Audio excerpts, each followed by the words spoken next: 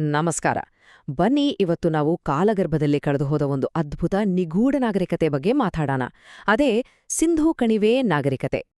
ಯೋಚನೆ ಮಾಡಿ, ಲಕ್ಷಾಂತರ ಜನರಿದ್ದ ಒಂದು ಇಡೀ ನಾಗರಿಕತೆ ಇದ್ದಕ್ಕಿದ್ದ ಹಾಗೆ ಕಣ್ಮರೆಯಾಗಲು ಹೇಗೆ ಸಾಧ್ಯ? ಈ ಪ್ರಶ್ನೆಯೇ ಇವತ್ತಿನ ನಮ್ಮ ಚರ್ಚೆಯ ಕೇಂದ್ರಬಿಂದು. ಸರಿ, ಮೊದಲು ಇವರು ಯಾವ ಕಾಲದವರು ಅಂತ ಸರಿಯಾಗಿ ಅರ್ಥ ಮಾಡ್ಕೊಳ್ಳೋಣ. ನೋಡಿ, ಈ ನಾಗರಿಕತೆ ಶುರುವಾಗಿದ್ದು ಸುಮಾರು 3300 BCEಯಲ್ಲಿ. ಅಂದ್ರೆ ಈಜಿಪ್ಟ್ನ ಪಿರಮಿಡ್ಗಳ ಕಾಲದಲ್ಲಿ ಇಲ್ಲೂ ಒಂದು ಮಹಾನ್ ಸಾಮ್ರಾಜ್ಯ ಉತ್ತುಂಗದಲ್ಲಿತ್ತು.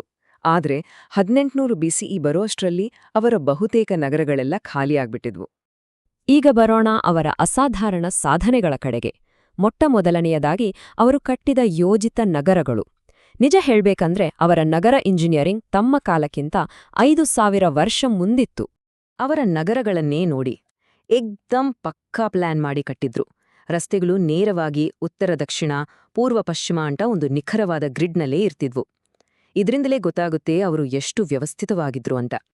ನೋಡಿ, ಇದನ್ನ ನೋಡಿದ್ರೇನೆ ಗೊತ್ತಾಗುತ್ತೆ ಇದು ಮೊಹೆಂಜೊದಾರೋದ ಪುರಾತತ್ವ ನಕ್ಷೆ. ಆ ಗ್ರಿಡ್ ವಿನ್ಯಾಸ ಅನ್ನೋದು ಸುಮ್ಮನೆ ಕಥೆಯಲ್ಲ, ಇದೇ ಅದಕ್ಕೆ ಸಾಕ್ಷಿ. ಅದಿಂಥ ಒಂದು ಪೂರ್ವ ಯೋಜಿತ ಅತ್ಯಾಧುನಿಕ ನಗರದ ನೀಲನಕ್ಷೆ ಅಲ್ವಾ? ಅಷ್ಟೇ ಅಲ್ಲ, ಅವರ ವಾಸ್ತುಶಿಲ್ಪದ ಇನ್ನಷ್ಟು ಕಮಾಲ್ ನೋಡಿ. ಒಂದೇ ಅಳತೆಯ ಬೆಂಕಿಯಲ್ಲಿ ಸುಟ್ಟ ಇಟ್ಟಿಗೆಗಳನ್ನ ಬಳಸ್ತಿದ್ರು. ಬಹುಮಡಿ ಕಟ್ಟಡಗಳು, ಪ್ರತಿ ಮನೆಗೂ ಪ್ರೈವೇಟ್ ಬಾತ್ರೂಮ್ ಮತ್ತು ಸ್ವಂತ ಬಾವಿ. ಅಬ್ಬಬಾ, ಎಲ್ಲಕ್ಕಿಂತ ಹೆಚ್ಚಾಗಿ ಇಡೀ ನಗರಕ್ಕೆ ಮುಚ್ಚಿದ ಚರಂಡಿ ವ್ಯವಸ್ಥೆಯಿತ್ತು. ಹಾಗಾದ್ರೆ ಈ ಮುಂದುವರೆದ ಚರಂಡಿ ವ್ಯವಸ್ಥೆ ಅಂದ್ರೆ ಏನಪ್ಪಾ? ಬೇರೇನೂ ಇಲ್ಲ, ಮನೆಗಳಿಂದ ಕೊಳಚೆ ನೀರನ್ನ ದೂರ ಸಾಗಿಸೋಕೆ ಇಟ್ಟಿಗೆಯಿಂದ ಕಟ್ಟಿದ ಮುಚ್ಚಿದ ಚರಂಡಿಗಳ ಒಂದು ನೆಟ್ವರ್ಕ್. ಅಂದ್ರೆ ಆ ಕಾಲದಲ್ಲೇ ಅವರಿಗೆ ಪಬ್ಲಿಕ್ ಹೆಲ್ತ್ ಬಗ್ಗೆ ಎಷ್ಟೊಂದು ಕಾಳಜಿ ಇತ್ತು ಅಂತ ಯೋಚನೆ ಮಾಡಿ. ನಗರಗಳಾಯ್ತು.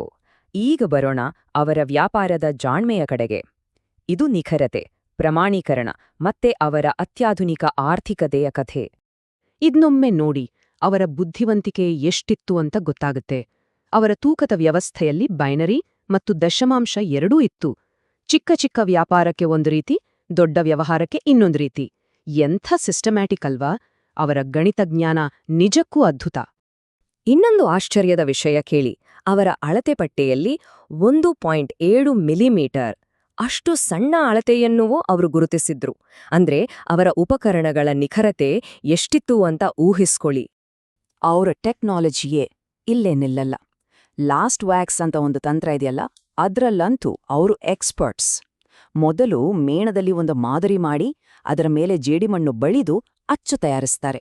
ಅದನ್ನ ಬಿಸಿ ಮಾಡಿ ಮೇಣವನ್ನ ಕರಗಿಸಿ ಹೊರತೆಗೆದು ಆ ಖಾಲಿ ಜಾಗಕ್ಕೆ ಕರಗಿದ ಕಂಚನ್ನ ಸುರಿಯೋದು.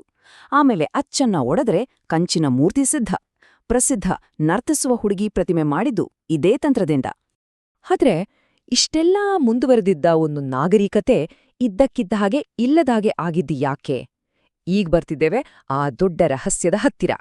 ಕಾರಣ ಹವಾಮಾನ ಬದಲಾವಣೆ. ಮಳೆ ಕೈಕೊಟ್ಟಾಗ ಏನಾಯ್ತು ನೋಡಿ, ಕಥೆ ಇಲ್ಲಿದೆ. ನೂರಾರು ವರ್ಷಗಳ ಕಾಲ ಸರಿಯಾದ ಸಮಯಕ್ಕೆ ಮಾನ್ಸೂನ್ ಬರ್ತಾಯಿತ್ತು, ನದಿಗಳು ತುಂಬಿ ಹರಿತಿದ್ವು, ಕೃಷಿ ಚೆನ್ನಾಗಿ ನಡೀತಿತ್ತು. ಆದ್ರೆ ಸುಮಾರು 2500 BCEಯಲ್ಲಿ ಮಾನ್ಸೂನ್ ದುರ್ಬಲಗೊಳ್ಳೋಕೆ ಶುರುವಾಯಿತು. ಇದು ನಿರಂತರ ಬರಗಾಲಕ್ಕೆ ಕಾರಣವಾಯಿತು. ಹಾಗಾದ್ರೆ ವಿಜ್ಞಾನಿಗಳಿಗೆ ಇದರ ಬಗ್ಗೆ ಸಾಕ್ಷಿ ಎಲ್ಲಿ ಸಿಕ್ತು? ಮೊದಲಿಗೆ ಒಂದು ಗುಹೆಯಲ್ಲಿ. ಅಲ್ಲಿನ ಸ್ಟಾಲಗ್ಮೈಟ್ಗಳನ್ನ ವಿಶ್ಲೇಷಣೆ ಮಾಡಿದಾಗ ಆ ಪ್ರದೇಶದ 5700 ವರ್ಷಗಳ ಮಳೆಯ ಇತಿಹಾಸವೇ ಸಿಕ್ಬಿಟ್ಟು. ಆಶ್ಚರ್ಯ ಅಂದ್ರೆ ಹರಪ್ಪ ನಾಗರಿಕತೆ ಅವನತಿ ಹೊಂದುತ್ತಿದ್ದ ಕಾಲದಲ್ಲೇ ಮಾನ್ಸೂನ್ ಮಳೆ ತೀವ್ರವಾಗಿ ಕಡಿಮೆಯಾಗಿತ್ತು ಅನ್ನೋದು ಈ ವರದಿಯಿಂದ ಖಚಿತವಾಯಿತು. ಒಂದೇ ಸಾಕ್ಷಿ ಸಾಲ್ದಲ್ವಾ? ಹಾಗಾಗಿ ಸಂಶೋಧಕರು ಸಮುದ್ರದ ತಳವನ್ನೇ ಕೆದಕಿದ್ರು. ಅರೇಬಿ ಸಮುದ್ರದ ಕೆಳಗೆ ಸಿಕ್ಕ ಸೆಡಿಮೆಂಟ್ ಕೋರ್ಗಳನ್ನ ಅಧ್ಯಯನ ಮಾಡಿದಾಗ ಅಲ್ಲೂ ಕೂಡ ಮಾನ್ಸೂನ್ ದುರ್ಬಲಗೊಂಡಿದ್ದಕ್ಕೆ ಪುರಾವೆ ಸಿಕ್ತು. ಗುಹೆಯಲ್ಲಿ ಸಿಕ್ಕಿದ್ದ ಕಥೆಯನ್ನೇ ಸಮುದ್ರದ ಸಾಕ್ಷ್ಯ ಕೂಡ ದೃಢಪಡಿಸಿತು. ಸೊ ಕೊನೆಗೆ ಏನಾಯ್ತು ಅಂದ್ರೆ, ಬರಗಾಲ ಬಂದಾಗ ಜನರಿಗೆ ಬೇರೆ ದಾರಿನೇ ಇರಲಿಲ್ಲ. ತಮ್ಮ ದೊಡ್ಡ ದೊಡ್ಡ ಸುಂದರ ನಗರಗಳನ್ನು ಬಿಟ್ಟು ಹಿಮಾಲಯದ ತಪ್ಪಲಿನಿರೋ ಸಣ್ಣ ಸಣ್ಣ ಹಳ್ಳಿಗಳಿಗೆ ವಲಸೆ ಹೋದ್ರು. ಇದು ಅವರ ಮಹಾನ್ ನಗರಯುಗದ ಅಂತ್ಯ. ಹಾಗಾದ್ರೆ ಈ ಇಡೀ ಕಥೆಯಿಂದ ನಾವೇನ್ ಕಲಿಬೇಕೋ?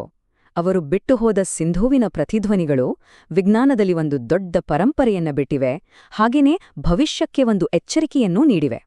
ಅವರು ಇಲ್ದೇ ಇರಬಹುದು, ಆದ್ರೆ ಅವರು ಬಿಟ್ಟು ಹೋದ ಪರಂಪರೆ ಇನ್ನೂ ಜೀವಂತವಾಗಿದೆ. ನಗರ ಯೋಜನೆ ಸಾರ್ವಜನಿಕ ನೈರ್ಮಲ್ಯದ ವಿಷಯದಲ್ಲಿ ಅವರು ಪ್ರವರ್ತಕರು. ಜಗತ್ತಿನ ಮೊದಲ ಪ್ರಮಾಣೀಕೃತ ತೂಕ ಮತ್ತು ಅಳತೆ ವ್ಯವಸ್ಥೆಯನ್ನ ಅವರೇ ಕೊಟ್ಟಿದ್ದು. ಅವರ ದಶಮಾಂಶ ಪದ್ಧತಿಯನ್ನೇ ನಂತರದ ಭಾರತೀಯ ನಾಗರಿಕತೆಗಳು ಅಳವಡಿಸಿಕೊಂಡವು. ಅವರ ಲೋಹಶಾಸ್ತ್ರದ ತಂತ್ರಗಳು ಇಂದಿಗೂ ಮುಂದುವರೆದಿವೆ. ಕೊನೆಯದಾಗಿ ಈ ಇಡೀ ಕಥೆ ನಮ್ಮ ಮುಂದೆ ಒಂದು ದೊಡ್ಡ ಪ್ರಶ್ನೆಯನ್ನು ಇಡುತ್ತೆ. ಅಂದಿನ ಆ ಸೂಪರ್ ಪವರ್ ನಾಗರಿಕತೆಯನ್ನೇ ಹವಾಮಾನ ಬದಲಾವಣೆ ನಾಶ ಮಾಡುವುದಾದ್ರೆ ಇಂದಿನ ನಮ್ಮ ಪರಿಸ್ಥಿತಿ ಏನು? ನಮಗಿದ್ರಲ್ಲಿ ಯಾವ ಪಾಠ ಅಡಗಿದೆ? ಯೋಚಿಸ್ಬೇಕಾದ ವಿಷಯ ಅಲ್ವಾ?